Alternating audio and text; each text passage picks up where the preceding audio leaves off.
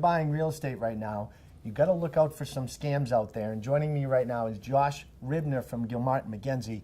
And Josh, we live in a crazy world, and it continues to get crazier. We're seeing right now that people are hacking into real estate agents' emails or copying emails, sending scams where they're telling people to wire funds to clients that are actually purchasing home. It looks like they're part of the transaction, putting people in a position where I've seen some stories where people have lost their life savings. So that's scary. How do you protect yourself against this? It's a great question, and it's definitely something that seems to be increasing, certainly over the past 2 years. I know we get bulletins all the time about, this new scam and that new scam, and, people are coming in and they're either making their email address look like the email address of some person associated with the transaction, another attorney, a real estate broker, someone from the lending institution, and they're sending these emails to the buyers saying, you have a deposit of X number of dollars due, here's the wiring instructions. And it's frightening because if somebody just blindly follows that, their money's gone. And it's really scary because I've seen examples of some of these emails, and they're to the T. I mean, the real estate agent's email address is off by a letter. Yep. And they know enough about the transaction. You see the address. You see a number that looks and makes sense. So they're pulling this information from somewhere to really make it look legitimate.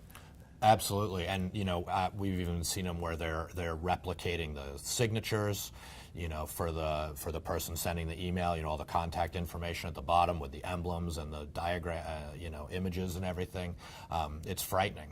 What we always do is whenever we send anybody any wiring information or anything about their funds, the emails are encrypted to stop those people getting to them in between, because obviously the scenario that you're positing is somebody got a copy of an email that they weren't on, whether they hacked through some server or email system. So the encryption protects that, and then we always follow everything up to the client with a phone call at a number that we've previously verified that's theirs, and say to them, hi, I just sent you wiring instructions. I'm calling you to confirm A, that you got them, and B, what do they say when you open them, just to make sure that if there is any issue in that transmission in the interim, that it's caught right away. So it sounds like the cure or solution to make sure that this doesn't happen to the person out there that's buying anytime soon, pick up the phone, make the call. If you don't get a call from the attorney's office, make the call to make sure that they sent you that email before you hit the button for the wire. Yeah, no, absolutely. And you can never be too careful, and you can never verify it too many times. So I would always tell clients,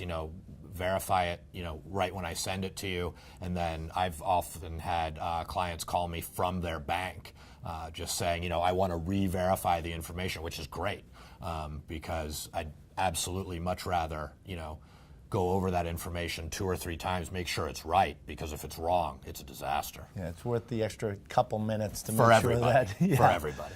Thank you, Josh. Thank you. And if you'd like to connect with Josh and the team over at Gilmartin McKenzie directly, you can go to their website at gmlawllp.com. And remember, we have more real estate tips just like this one right here on our page on boston.com.